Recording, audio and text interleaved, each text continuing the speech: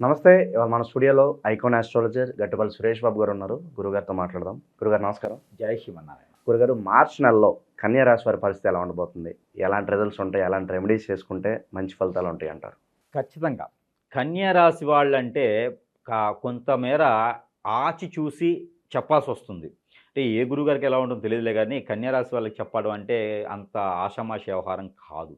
ఎందుకంటే వాళ్ళు ఎట్లా అంటే అడవిలో అంటే ఎట్లా ఉండిద్దంటే, మీకు చిన్న సామెత చెప్పాలి కన్యా రాశి వాళ్ళది. ఫస్ట్ అది ఎట్లా ఉండిద్దంటే, ఎడారి ప్రాంతంలో కూడా నీళ్లు సృష్టించగలుగుతారు, సముద్రంలో కూడా వాళ్ళు మంచినీటిని తీసుకురాగలుగుతారు, జల్లిట్లో కూడా నీళ్లు తీసుకుని వెళ్ళగలుగుతారు. అంటే వీళ్ళు లేనిది సృష్టించగలుగుతారు కన్యారాశి వాళ్ళు. ఇవన్నీ ఎందుకు చెప్తున్నా అంటే, ఈ మాసం కన్యారాశి వాళ్ళకి అలానే ఉంటుంది. కన్యారాశి వాళ్ళు పంది అంటే పందే, నంది అంటే నందే, ఇలానే నడుస్తుంది వాళ్ళది. ఎందుకంటే వాళ్ళకి బుధుడు చాలా అనుకూలంగా ఉన్నాడు. అలానే రవి భగవానుడు కానీ, రాహు కానీ వీళ్ళకి చాలా అనుకూలంగా ఉన్నాడు.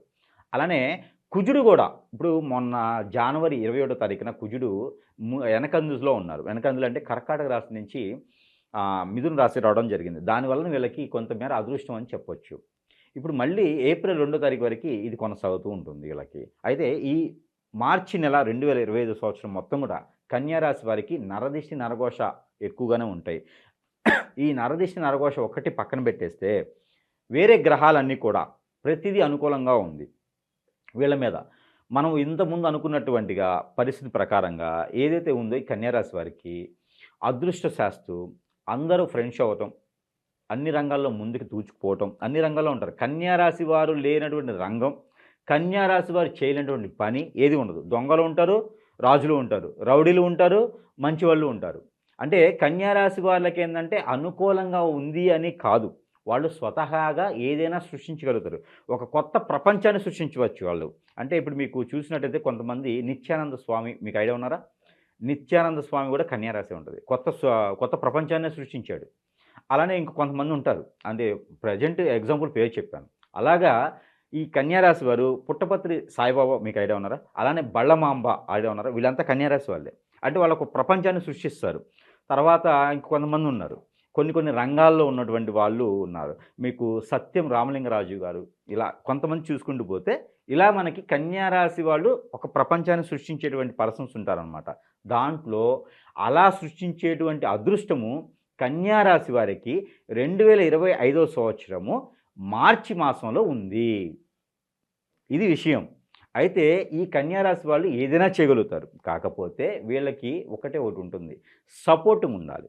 ఎవరైనా సపోర్ట్ చేయగలిగితే ఖచ్చితంగా సాధించడానికి అదృష్టం ఉంటుంది వీళ్ళకి. సపోర్ట్ జీవితకాలం అవసరం లేదు. అది సాధించేంత వరకు ఎవరైనా చేయగలిగితే ఖచ్చితంగా వీళ్ళు సాధించి చూపిస్తారు.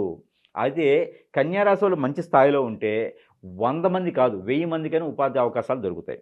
కాబట్టి అలాంటిగా కన్యారాశి వాళ్ళ దగ్గరికి ఎవరైనా ఉంటే కనుక వాళ్ళకి సపోర్ట్ చేయగలిగితే వీళ్ళకి అదృష్టం వస్తుంది. కాబట్టి ఎవరైనా రిలేషన్లో కావచ్చు, ఫ్రెండ్స్లో కావచ్చు, కన్యారాశి వాళ్ళు ఎవరైనా సాధించాలనుకుంటే ఖచ్చితంగా వాళ్ళకి సపోర్ట్ చేయండి. ద్వాదశ రాశులు ఎవరికైనా సరే సపోర్ట్, ద్వాదశ రాశుల వారు కన్యారాశి వారికి సపోర్ట్ చేయడం ద్వారా వీళ్ళతో పాటు అందరినీ ఎదిగేలా చేస్తారు. కాబట్టి ఆ మేర ప్రయత్నం చేసుకుంటే మంచిది. ఈ కన్యారాశి వారికి ఇంకోటి ఉంది అదృష్టం. ఏ రంగంలో అయితే అడుగు పెడతారో ఆ రంగంలో ఒడిదుడుకులన్నీ ఎదురు చూసి ఈ గత 5 సంవత్సరాల నుంచి ఇబ్బంది పడినటువంటి కన్యారాశి వారు ఈ మార్చి మాసం నుంచి కొంతమేర బాగుంటుంది, స్వతహాగా సృష్టించుకోగలుగుతారు, వనరులన్నీ కూడా బాగానే ఉంటాయి అని చెప్పొచ్చు. కన్యారాశి వారు ఇప్పటివరకు పడ్డటువంటి ఏదైతే ఇబ్బందులు ఉన్నాయో అవన్నీ కూడా తీరిపోయేసి అదృష్ట కాలం ఉన్నది అని చెప్పుకోవచ్చు. ఇది మంచి. ఇకపోతే కొంతమేర చెడు కూడా ఉంటుంది కదా, చెడు ఉంది. ఇది ఎలాంటి చెడు అంటే, ఎవరినైతే మీరు నమ్ముతారో, ఎవరినైతే ఫ్రెండ్షిప్ చేస్తారో ఖచ్చితంగా వాళ్ళ దగ్గర నుంచి మీకు ఇబ్బంది ఉంటుంది మార్చి మాసంలో. అది ముందుగానే మీరు గ్రహించి పక్కన పెట్టడం మంచిది. అంటే మొదటగా ఉన్నప్పుడే తుంచేస్తే, మొక్కగా ఉన్నప్పుడు తుంచేస్తే చేతికి తునిద్ది, మానైన తర్వాత గొడ్డలు కావాలి. అందుకనే మొక్కగా ఉన్నప్పుడు వంచేయాలి. అలా మీకు గమనిక వచ్చింది కన్యారాశి వారికి, వీళ్ళు మంచోళ్ళు కాదు, వీళ్ళ వల్ల మనకి ఇబ్బంది ఉంది అని అనుకున్న వాళ్ళని పక్కన పెట్టేయాలి. పక్కన పెట్టేస్తే కన్యారాశి వాళ్ళకి అద్దం, ఎదురు, విఘ్నాలు ఏమీ లేవు. స్వతహాగా నిస్సహాయంగా కాకుండా ఉత్సాహంతో వీళ్ళు ఉర్రుతులుగేటువంటి స్థాయికి వెళ్ళిపోయేటువంటి ఆస్కారం ఉంది. కాబట్టి కన్యారాశి వారు కూడా బీ కేర్ఫుల్గా ఉండాలి ఎదుటి వాళ్ళతో. సో మార్చి మాసం మొత్తం కూడా చాలా బాగుంటుంది. గురుగారు, ఇక విద్యార్థులు, నిరుద్యోగులు, వ్యాపారస్తులు వీళ్ళ పరిస్థితి ఏంటి గురుగారు? ఎలా ఉండబోతుంది? విద్యార్థులకైతే మాత్రం ఖచ్చితంగా విదేశాలకు వెళ్ళేలా కనిపిస్తుంది కాబట్టి ఇక్కడ ఉన్నటువంటి వనరులు కావచ్చు, విదేశాలకు కావచ్చు ప్రయత్నం చేస్తే ఖచ్చితంగా విదేశాలకు వెళ్ళేలా కూడా ఉంటుంది కాబట్టి ప్రయత్నం చేయవచ్చు. విద్యార్థులకైతే పోటీ పరీక్షలు ఏవైతే ఉన్నాయో వాటిలో ఉన్నతమైనటువంటి స్థాయి, ఉన్నతమైనటువంటి కాలేజెస్, యూనివర్సిటీ కూడా వీళ్ళకి వచ్చేలా ఉంది కాబట్టి ఆ మేర ప్రయత్నం చేయొచ్చు. అలానే మీకు ఆరోగ్య సమస్యలు కూడా కన్యారాశి వారికి కొంతమేర మెరుగుపరిచాయి.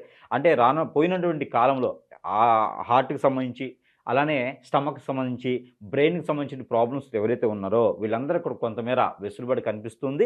అలానే కొంతమేర బ్లడ్కి రిలేటెడ్ ప్రాబ్లమ్స్, కాళ్ళు నొప్పులు, చేతుల నొప్పులు ఇలా వచ్చే ఉంటుంది తప్పితే చిన్న చిన్న లోపాలు తప్పితే పెద్దగా అయితే ఏం కనిపించట్లా. కాకపోతే కన్యారాశి వారికి ఇంకొకటి ఉంది.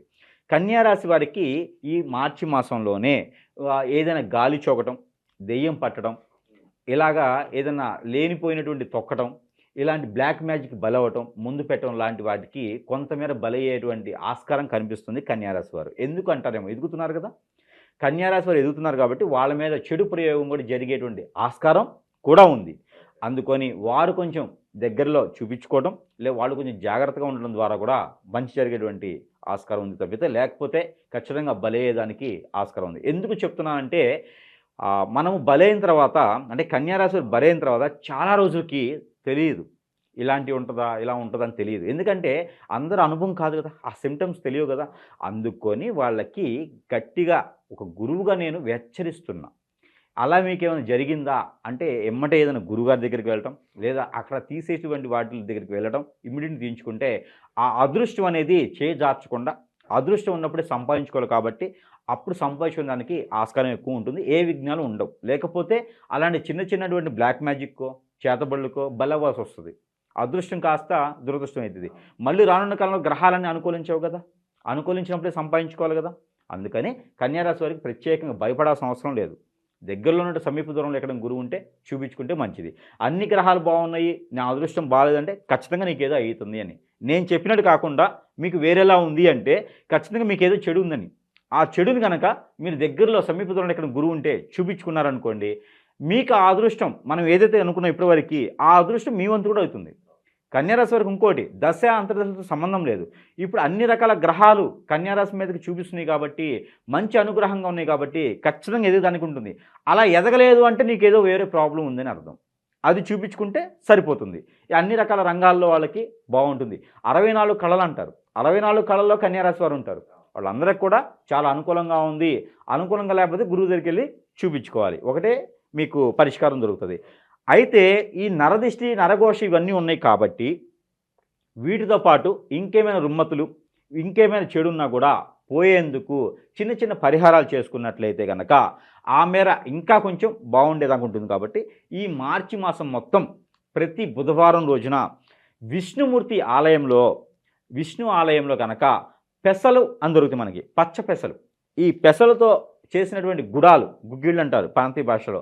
ఈ గుగ్గిళ్ళలో ఆవాలు, మిరియాలు, ఎండు మిరపకాయలతో పాటు వేసినటువంటి గుడాలు ఏవైతే ఉన్నాయో ఇవి నైవేద్య రూపంగా ఒక 750 గ్రాములు మినిమం తగ్గకుండా వండి వాటికి ఇలా రకంగా తాలింపు వేసి కనుక నైవేద్యం పెట్టినట్లయితే అన్ని రకాల రుమ్మతులు తొలగిపోయేసి మరి బాగుండేలా అదృష్టం ఉంటుంది. అది వీళ్ళకి. రెండోది వచ్చి ఆవు పాలల్లో అక్రుడు, అంజీరు, కిస్మిస్ ఈ 3 కూడా కలగలిపినటువంటి ఆవు పాలు దొరకని ప్రాంతాల్లో గేదె పాలతో అయినా సరే ఈ 3 కలగలిపినటువంటి పాల మీద ఆ పాలు తీసుకొని వెళ్ళి శివాలయంలో అభిషేకం చేయించిన, లేదా వినాయక ఆలయంలో కనుక అభిషేకం చేస్తే కూడా మరీ మంచిది. మరొక రెమెడీ, అమ్మవారి ఆలయంలో కుంకుమ అర్చన లేదా కుంకుమ పూజ చేయించుకొని ఆ కుంకుమని ప్రతిరోజు కనుక ప్రతిరోజు కనుక మనం ఉంచుకున్నట్లయితే దానివల్ల మీకు నరదిష్టి, నరఘోష పోయే ఆస్కారం ఎక్కువ కనిపిస్తుంది. కాబట్టి ఈ కన్యారాశి వారికి వీటితో పాటు ప్రతి నెల మనం ఇస్తున్నట్టుగానే, ప్రతి మాసం ఇస్తున్నట్టుగానే ఈ మాసంలో కూడా అనుకూలించినటువంటి గ్రహాలు శుభ ఫలితాలు ఇచ్చేలాగా ఉండేలాగా నెంబర్స్ కూడా ఇవ్వడం జరుగుతూ ఉంది. ఈ కన్యారాశి వారికి 7949597 7949597 అనే ఈ నెంబర్ని 122 టైమ్స్ కనుక పఠించినట్లయితే మరీ మంచిది. చేతిలో వీళ్ళకి మనకి మొలకెత్తిన గింజలను ఉంటాయి, స్ప్రౌట్స్ అంటారు.